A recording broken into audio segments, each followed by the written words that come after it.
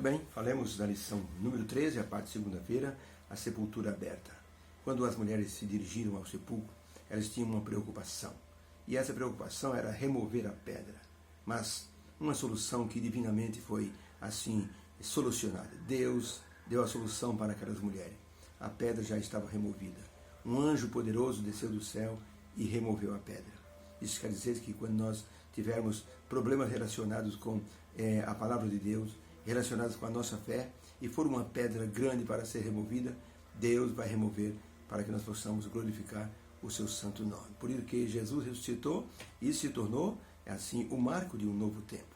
Para um muçulmano que se converteu no norte da África ao cristianismo, os seus parentes ficaram muito zangados com eles. Os seus amigos de fé ficaram zangados e até o perseguiram. E um dia ele disse: espera, calma, vocês não estão me perseguindo. Eu tenho direito de escolher o que eu quero seguir. Mas como é que você deixa, assim, a nossa religião, o maometismo, para seguir o cristianismo? Ele disse: olha, pensa no seguinte, eu estava andando no deserto, cheguei numa bifurcação, numa encruzilhada, e eu não sabia se ia para a direita ou para a esquerda. Quando eu olhei, tinha dois homens assentados numa pedra, só que um deles estava morto. Para quem eu deveria pedir informação? A pessoa disse: para o vivo, é claro. Foi o que eu fiz quando eu estava no deserto da minha vida espiritual, sem saber para onde ir, sentindo a justiça de Deus sobre os meus pecados. Então o que é que eu fiz? Eu resolvi perguntar para quem estava vivo. Maomé está morto? Confúcio está morto? E resolvi perguntar para Jesus, e Jesus está vivo. Por isso eu me decidi pelo cristianismo. O cristianismo é a religião de um Deus vivo. Um Deus que esteve morto e ressuscitou. Todos os outros grandes homens desse mundo, Confúcio, Maomé, Aristóteles, Platão, todos eles estão mortos. Mas Jesus ressuscitou e está vivo. Pergunta número 3.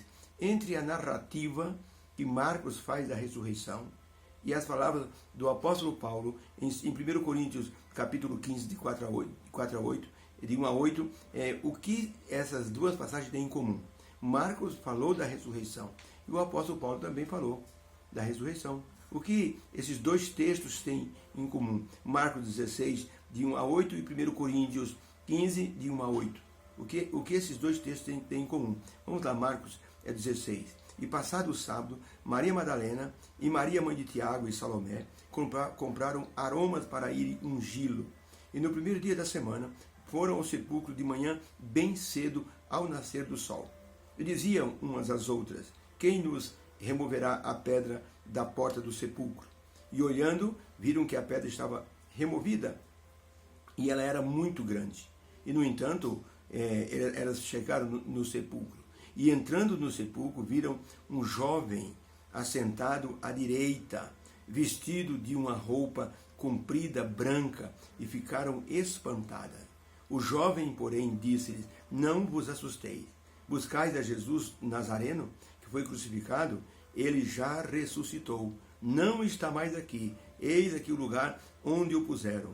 Mas ide, dizei aos seus discípulos e a Pedro, que ele vai adiante de vós para a Galileia. Ali o vereis, como ele já vos disse. E saindo elas apressadamente, fugiram do sepulcro, porque estavam cheias de temor e assombro, e nada diziam a ninguém, porque temiam. Agora, olha o texto de 1 Coríntios, capítulo 15. O apóstolo Paulo escreveu o seguinte: também eu vos notifico, irmãos, o evangelho que já vos tenho anunciado, e no qual também permaneceis, pelo qual também sois salvos, se retiverdes o evangelho tal como eu vos anunciei.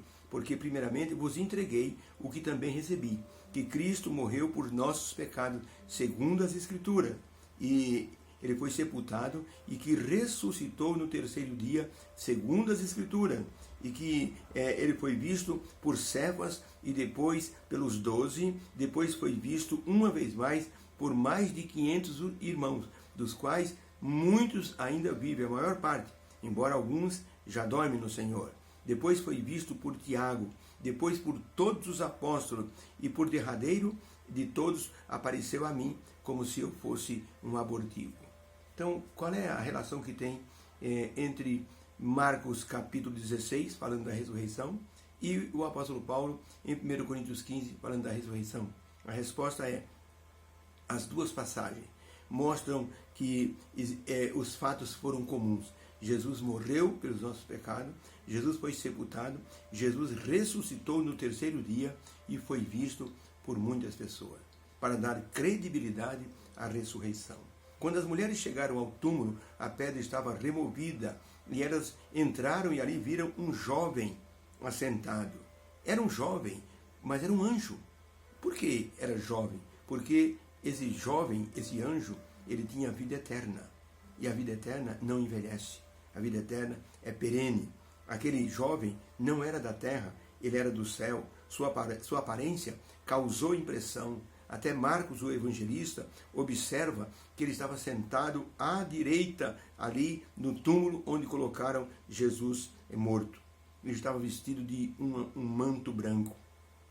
Toda a aparência desse jovem anjo se encaixa na descrição da ressurreição.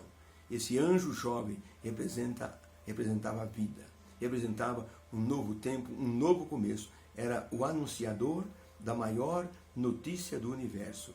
Jesus Cristo, o Deus Criador, ressuscitou dos mortos e voltaria para o céu, para que ele fosse entronizado à direita de Deus. Muitos questionam a doutrina da ressurreição, mas as evidências da ressurreição de Cristo são muito grandes. Basta ver na Bíblia quantas pessoas viram Jesus depois da ressurreição, quantas ele ressuscitou, mostrando que o poder da vida existia nele mesmo e tornou isso possível através da ressurreição dele mesmo. E por isso muitos o viram presencialmente e creram. Os sacerdotes gostariam de ter abafado o caso, mas Jesus se apresentou a muitas pessoas. Era inegável a sua presença viva depois da morte. A verdade da ressurreição se tornou a verdade do perdão e da aceitação dos discípulos. Eles fugiram, mas Jesus os aceitou. E o anjo disse: vocês devem dizer aos discípulos dele que ele quer encontrá-los na Galileia outra vez. Isso era símbolo de perdão e de aceitação.